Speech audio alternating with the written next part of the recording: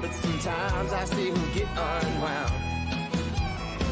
The Central Texas rain's the strongest drink around.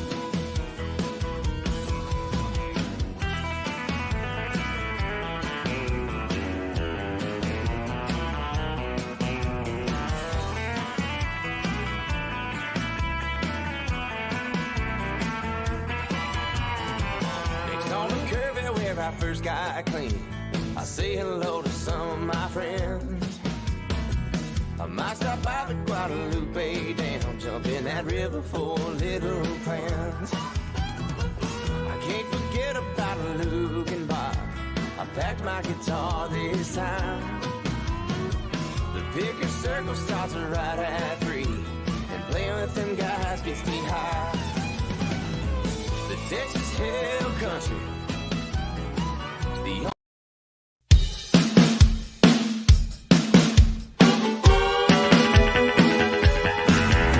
Live from Houston, Texas, this is Big Ideas, Small Business with your hosts, Brian Gendron and Shavonnah Robert Schreiber.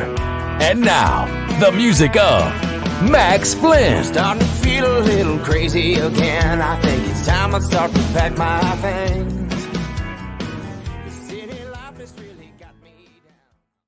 Welcome to Big Ideas, Small Business. This is a show by business owners, for business owners, entrepreneurs, side hustlers. We're here to get you in business and help you stay in business. I'm your host, Brian Gendron, joined always by the lovely Shavonnah Robert Schreiber. How are you? I'm doing well. And I was just thinking, as you said the intro, I was like, that's like your mantra. Beyond the podcast. I mean, I feel like that's what you set out to do. That's what I wake up in the morning saying. I think we're here to get you in business and keep you in business. Yeah. Just say that every morning. Yeah, I'm doing great. I'm excited. Super excited about today's show and our guest. Yep. So today you brought somebody who lives in the building, a fellow creative. Ladies and gentlemen, we have on our show Megan Silianoff. How are you? I'm good. Thanks for having me. Yay. So tell us about madmeg. Well, first, let me tell you how we met. Okay, fine. Okay, so we're in this building. We're following madmeg on social, I think Cynthia, and then someone was downstairs and said, I think they're in the building, and then we just showed up. I think it was me and called me. Yeah, we just walked in. We're like, hello. Thought they were going to try to sell me a copier. Yeah, but no, we're like, hey, we're upstairs. Come see us. And that's how we became friends. Mm-hmm. So you rolled in with your team on another creative agency. Yeah. Rolled in deep. Well, just two of us. I mean, too deep, but okay. Sure. We're the heavies. So now tell us about madmeg. Yeah. madmeg is a creative communications firm. So we specialize in social media management, public relations, web design, and branding. Wow. Very how long y'all been doing it? 6 years. We had our 6-year anniversary. They have fun, cool clients. Like, tell us about some of your clients. Yeah, I think we do. Iconic Houston businesses that we work with are Highland Village, we work with Shopping Center, we work with Market Street out in the Woodlands. They've been one of our longest clients. We work with everyone from like small mom and pop shops. We always reference Woofie's, which is a small, you know Woofie's? Yeah. Swimming. Yes. Yeah. My kid did it. Yeah. We are going to have to talk about that. I love that. We're old. Two Fortune 100 companies, Suit Supply, we did their opening when they came into the Woodlands, or True Food Kitchen, we did their opening as well. So all over the map. Excellent. What they like to do is have people brag on a win.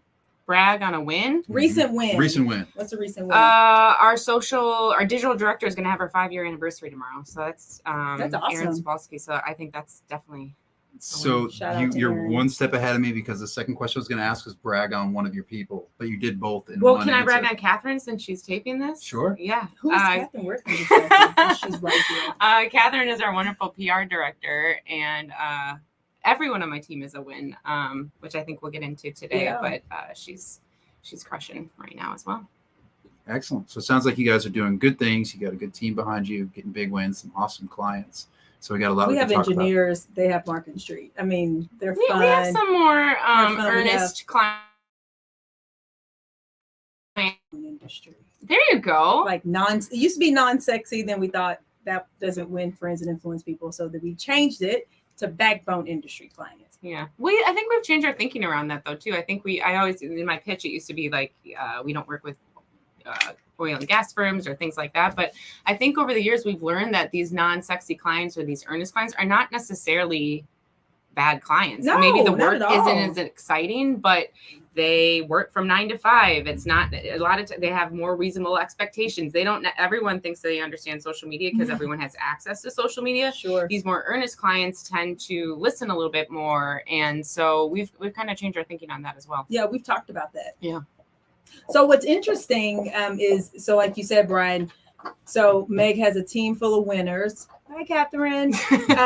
And has been in business for 6 years, but she kind of stumbled into owning an agency. Oh, yeah. So when you hear the story, you know, you think, oh, well, this sounds like a woman who knew from the beginning, I want to own an agency. This is how I intend to build it, etc. But turns out that's not true. That's actually one of the things that we have in common is sort of this notion of stumbling upon owning an agency. So tell us a little bit about how you stumbled upon owning madmeg. Okay, I'm going to give you the Cliff Notes Cliff version. Notes. So I have a background. I grew up in a family of entrepreneurs. My family owns a light industrial staffing firm. So second generation run. All my uncles have second generational family businesses. I was working in the family business, doing sales, recruiting. I was 28 years old and I was diagnosed with ovarian cancer. So that was kind of intense, kind of halted everything. A little bit. Yeah. And so, shortly into that, I started what was called a Caring Bridge blog, which I don't know if you guys know what those are. I'm very familiar with Okay, so they were just blogs, but back then blogging wasn't necessarily a thing, and it's a way to update your friends and family on your prognosis in one fell swoop. And so I started blogging about cancer. And soon into it, I went into remission, and so that was great, but I liked the blogging part, and now I had this foray into blogging. And so I kind of had found my voice, and I had just moved to Texas, and I thought it would just be a hobby that I would let my friends in Chicago know about what I was doing in Texas. But it was the right time for blogging. I started speaking at conferences and developed a little bit of a following, taught myself social media. I started writing books. I had obviously had cancer. I had started in my personal life adopting a baby. And so I wrote a book called 9 Problems, But a Baby at One. My story about cancer, adoption, and my love for Jay-Z. I wrote another book called From J to Z, The Sean Carter Story. So I'm blogging, I'm writing books. I've got this newly adopted daughter, and I realized I was going to get a divorce was coming down the pike. And so I needed to bring home a little bit more bacon. And so I went on a few job interviews, and I was like, it's been so long since I worked for the man. I don't know if I can do this. I don't want to do this. And so I had I loved the show Mad Men.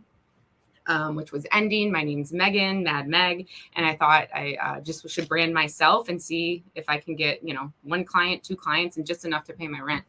And that was about 6 years ago. And here we are. There's a lot in that story, but one of the things I like that you started with is that you found your voice, which is so critical as a leader of a company or a leader in an industry even, is to know your perspective, your point of view. And of course that led to interesting projects like writing books and of course now leading this company. So really neat journey that you've been on, and it's neat that you've been able to succeed at the level that you have. Thanks. Well, and the thing I like about your story, Meg, is that we've talked to others on our show about this.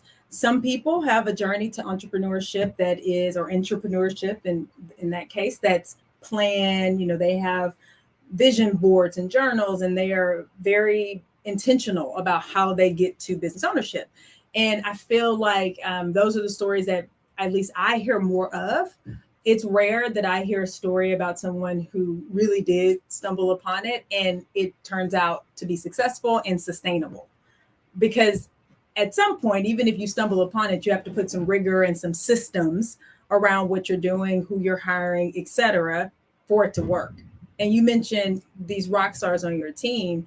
And so that's something that I wanted us to talk about today, because I know a lot of our listeners are maybe they're where you were in year 1.5. So, it's just them now. Maybe they have an intern or maybe one other person, but they want to grow this team. And how do you find the right team members when, you were kicking ass just let's say it, right? You had all these things going on, all these balls in the air, and you were building this business and hiring and raising a child as a single mom, et cetera, et cetera. So how did you find those people to come around you to support your vision? Well, you don't at first, right? So you don't always have the right people, so you learn what not to look for. And I think it just takes the first one, and then they help too, right? So it's not just me, it's then together. Now let's find our next one, and our next one, you start picking them off. And you get a better idea of what you're looking for. For me, I'm just looking for someone who's going to fit with our culture. That's our biggest thing. Someone who can write well and who wants to be there and who buys into our values, who likes the idea of kind of like our little family we're creating downstairs. Someone who gets that, wants to be a part of it. And they want to be there, that we can, and they have the, we can usually teach the rest. This may be controversial, and you love to call me out on this stuff, but like when it's just you, when it's just Meg, or can you say Meg or Megan? Yeah. Madmeg. Yeah. That's what then I say. Then it's a personality. Yeah. But when you have somebody who another person that fits, then it becomes a culture. Yep. And that's exactly what you said. Then the net becomes wider as far as who you can attract, because now it's two people who has two networks. Yep. And then plus you have now a more defined who the company is. It's not just Meg. That's right. Yeah. No, I mean, that's spot on. And I think that's been, we talked a little bit about this in preparation. That's been one of the hardest, I think, challenges. And for me, and then from what I hear from other people, it's okay. So when it's me, you control it all. You control what everything looks like. You control when it goes out, how it goes out. Then as you hire that person or those people, you have to release some of that control, right? Yeah. And that can be a little turbulent sometimes, not because something is being done wrong, but just because it's a different workflow. And especially in creative industries where you're not selling a widget where it's like, as long as the widget meets specs and people are like, yep, it's good. You're selling the ability to create effective campaigns for a company and communicate their brand value. So that's pretty nuanced. I mean, that's not the same as making a microphone, for example. So I, as a person who owns an agency, I think about, you talk about culture fit, you talk about buying into the vision and the core values. So I feel like I have an idea of what your core values are just because I've met the team.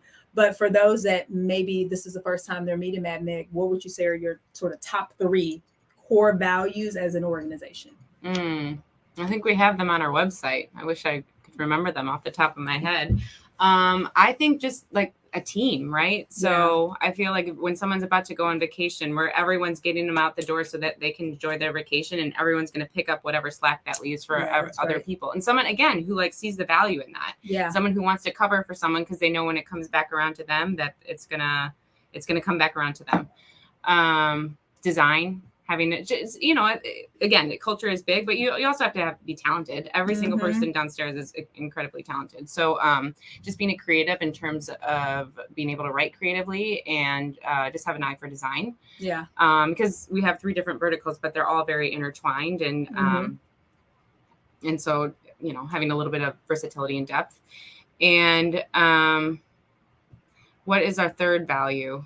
Well, just, for those who'll go look at the website or who pulled it up, we love you, but it's not about it's not a test, but what do you, I was thinking about this in preparation and I thought, what would I say here? For us, it's truth and transparency. It is curiosity, growth and creativity. So this is why we read books as a team. This is why one of our team agreements is question until complete clarity. So even if you feel like I've asked this question 7 times, it doesn't matter until you're clear. Like you keep asking. And so it's also, like I said, even if it's not displayed on your website, it's what are the things that, you are the last thing that you would say, like, this is something that I could say across the board, we believe in, we ascribe to. I think just that everyone has a voice, right? That like if we're gonna make it decisions, whether it's who to hire or what account to take on, like Hannah, who's been there, I think 4 or 5 months, she has just as much say, and she's gonna get as much time at the table as I am. And that's so awesome. I think just again, that's awesome. Yeah, because that's rare. I think that can have its own challenges too, though, right? If you have a flat organization like that, there is your employee that you bragged on up top, been there for 5 years. How do they feel about that? And maybe that's not a problem in your organization, or maybe it's not voiced, but there are that could create some nuances within the team. Yeah, it definitely could. And I think that's the beauty of a small organization is the beauty, the gift, and the curse. This is Jay-Z. I know you like Jay-Z. You saw what I did there. So just put in there is on one hand, you're all together so you can talk about things. On the other hand, you're all together so you could talk about things, but you don't always talk about things because it's too like immediate. So we had a situation here not that long ago, and someone mentioned to me, I'm like, okay, let's have a meeting right now. Because that's how I approach things. I'm like, let's just talk about it. We're all here versus versus guessing what someone is thinking or feeling. Let's know. Well, I knew in doing that was different for some of the folks that were participating in that conversation, but that's part of what you get to do when you have such a small team and everyone's right there. So you're right. It can be nuanced. Everyone may not agree with, that way. That's a very effective style, though. I've noticed that about you. You're like, all right, let's just meet right now and let's net it all out. And here's the things we got. And so just getting things done and bringing the team in that needs to be involved and just figuring out what everybody's going to do is just such a. Oh, you didn't hear us earlier in that vein. I said, so I had an insight this morning. I'm not impatient. I'm an optimizer. So I'm all about, let's just get it done right now. Let's just workshop it right now. Right. I just feel, but that's, and those that know me would probably say, yep, like you just did, like, this is a thing. This is sort of one of my core values that I do have to be careful because it's my personal value. That doesn't mean that everyone on the team feels that way. And so as a leader, that's something that I'm having to balance out to not push people so far that, they're like, okay, turned off, push to grow, but not push to disengagement. Some personalities might want prep time. That's right. In advance of that. That's right. That's right. So Meg, you and I talked as we were preparing for the episode about, owning a business isn't for everyone. And you said something, but then when you said, I don't know if I would do it again now that I know how much work it is. I don't know if I could do it again.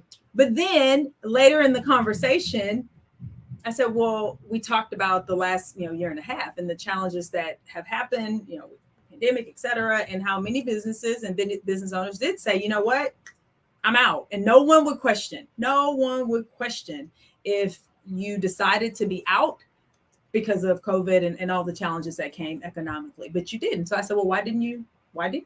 And what did you tell me? Do you remember? Well, I said it was because my team, I've created this and I'm worried about them, but it's also, the truth, even more so than that, is I still had a business during COVID. Our business had changed a little bit and tweaked, but I still had a very viable business. But the other thing is, like my team. So it's not just about me anymore. That's I have a growing team that I'm thinking about. How am I going to, Erin's having her 5-year. How am I going to get Erin to her 10-year? How am I going to get her 15-year? I'm thinking about how can I retain yet challenge and these girls for the future, as well as myself.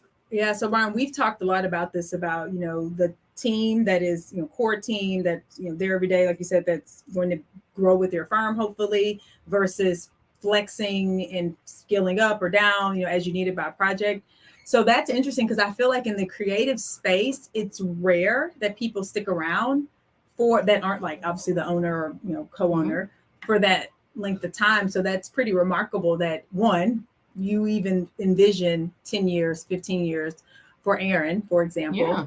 And I think that says a lot. That says a lot about what you are creating. And it's not so much just transactional, come in, we'll do your, fill in the blank website, press release, whatever. I mean, this is a thing that you're building, right? Mm-hmm. And again, I would say also, it's not just me. I have a team now. And so I think a lot of the compulsory things I've done, like I think our benefits package can compete with anyone else in town in terms of creative firms. We have, I matched the health insurance. We matched 3% for IRA, all the stuff. But also like now emboldening my team to also figure it out as well. Right. Mm-hmm. And so like we talk about hiring as well, like I'm not hiring I have my team. I have Erin, Catherine, and Kara running their parts. Now we're hiring for their team. So again, it's they have a vested interest too. It's not by myself. I have my team now. It's helping them find their team. And so I think just make it, they have skin in the game. It's their team now too. I think that helps as well. Yeah, it's awesome. Brian, skin in the game, building teams. I feel like you know a lot about this because you've done a variety. I think you've had a variety of team situations. Yeah. Is that right? Yeah. A little bit. I don't work well traditionally in teams, and I know that about myself. just know that. But I will. He's a lone ranger. It's all good. Yeah, but I'm getting better, and a lot of that is the delegation and being willing to let go of some of that stuff. But I wanted to actually revisit something you talked about so you talked about not being able to start again. The pandemic forced the doors shut of my event-driven business, which was the Execs in Tech that I was working on. I'm really looking at scaling. And as it turns out, after some soul searching, I was okay with that. I'm like, you know what? I actually don't enjoy this industry at all. That I've been in for 16 years or whatever it was. You just were doing it. It's kind of like just that's what I was always done. And it was an opportunity to take what I had learned in building that organization and sort of and having the whole business strategy for that organization, and then apply it to comedy entertainment, which might pivot now. And so it's actually easier than you'd think to restart because you now have all this knowledge and tools and experience. But of course, I didn't have any staff. I had a bunch of volunteers, but they were probably as happy as me to get off the hook of being a volunteer. Yeah. And so that's different. I get that. But anyway, so I found it easier because of that. Well, so tell us a little bit more about, you said you've learned about yourself that you work better historically. Maybe individually. Tell us more. I'm curious. I'm like, I feel like we're a good team. Am I delusional? No, I feel like we're doing a good thing. No, we are, but we also have a relationship where maybe we meet once or twice a month. Yeah, where you're in the trenches day in and day out. Yeah, I don't feel historically that I've been as good of a team member. Now I think I'm also in a place now where I think there was a lot of me and some me work that had to be done in many cases. Yeah, I think I can show up more consistently and better than I ever have, and I can show up better as a leader than I ever have. But just in the past, I have not done well. And it's also just I came up in sales. Yeah. And so in sales, you're on a team, but you ain't on a team. Yeah, right? you're co-opetition. Yeah, right? you're competing with all them, and so that's just how from right out of school. That's kind of what I've been in, and that's I'm unwiring a lot of that sales mind. Sure. Has really helped me, I think, as a team member and really focus on operations. But I think this is critical, especially, like I said, our audience, entrepreneurs, usually, early to mid stage of their company, probably maybe some solopreneurs even, to know yourself and know which environment you thrive in. Because, for example, if I were to say, you know what, I work better solo, then I would maybe take the next thought to say, well, I don't want to hire a team of employees. Maybe I want to hire some contractors that are project-based, that'll sort of go like a pirate, like go into battle with me for this one project, and then they're out and we all move on and it's fine.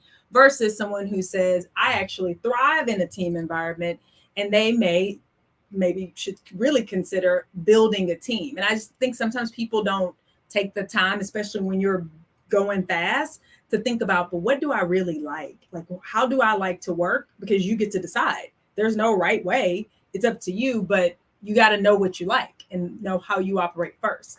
And then just the last point, I think Meg talked about it, that maybe I never had the right team around me. I think now I've got some parts where I'm like, oh, this is what it's like to be able to really trust somebody. And so, you have to arrive at the right team to really appreciate working in a team. Yeah. That's right.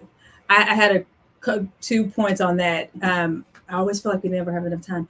I had a friend who mentioned they were going through some sort of workplace storming, and they thought, oh, well, maybe I'll just start my own business. And my response was, maybe you just have poor leadership, and maybe you don't. Business ownership isn't for everyone. Like, maybe, but maybe not. Like, there are some other options to consider. And it made me think further now that we're having this conversation about the type of team you build and why that's important. Because ultimately, like you made the great point, you can start and stop, you can pivot into other things if you are learning as you go, and you don't have to feel stuck in any one lane or the other. That's part of the beauty of entrepreneurship, is you have flexibility, but I don't know that people always lean into it because they don't know that they can. They don't know that that's an option. And I just think that's important to remember. Like, you can always decide, I want to do it this way now. Did you have that feeling? Or did you feel stuck? Or because it sounded like you're like, I've got these employees, not just me. Did you ever, I haven't asked to be very vulnerable now, but did you feel like, oh man, now I'm stuck in this? Or have you always felt like, okay, this is the right direction, I'm in the right thing? Do I feel, no, I don't necessarily feel stuck. No, I don't feel stuck.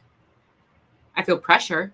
Yeah. But I think that's different Sure. than That makes stuck. sense. Yeah. Mhm. I was going to say, I a would good agree. distinction. It's pressure and a responsibility. Yeah. I remember saying that Yeah. even during COVID, I was like, I have whether it's self-inflicted, I have a responsibility to make these things happen, because what I would always say is somebody is buying a car or paying rent or not paying rent or saving for this based on what we're doing here.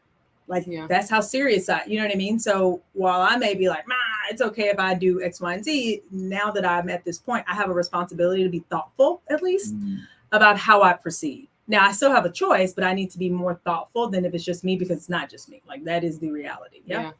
I'd say pressure, 2 levels of pressure, right? Is pressure to provide for the team and provide leadership that's going to provide for the team, but also to the client as well, right? So like, there's nothing ever better than signing a big deal, but then the very next morning when you're like, all right, now it's time to go to work and deliver on this expensive promise that I made. So pressure is what it is. How do you release that pressure outside of work? You have hobbies or things? Of course, you have a child. It sounds like that. Yeah. That may add more pressure, or More maybe pressure. really. Yeah, I don't definitely know. more. I don't think that's relieving anything. I I don't think know. that's just adding to it. I don't know. Laughter. Yeah. I like that. Yeah. I don't know. Oh, so this is something new, and then I know we got to wrap because Brian is our timekeeper, and I'm gonna be on time because I can go and go. I've decided, I'm saying this publicly now because now it's out in the universe. So I was like, I need a physical challenge. I've done powerlifting, I've done all these different things. So I was like, I think I'm gonna do a triathlon. So I sent a note to my friend who is like rock star Keith. I'm giving you a shout out. This morning I was like, hello, this is what I'm thinking. He sends me back this training plan and which one are you gonna do? And I've done all these different ones. So as far as relieving pressure, so it's interesting because not that I don't have enough to do, not that you don't have enough to do. You definitely have enough to do, and you just ran a marathon not that long ago. But I don't know if that's an entrepreneurship trait, but we say we're under pressure, but then we add more pressure. Like, why am I thinking I have time to do this? But I'm like, I don't know, but I want to do it. So I'm going to do it.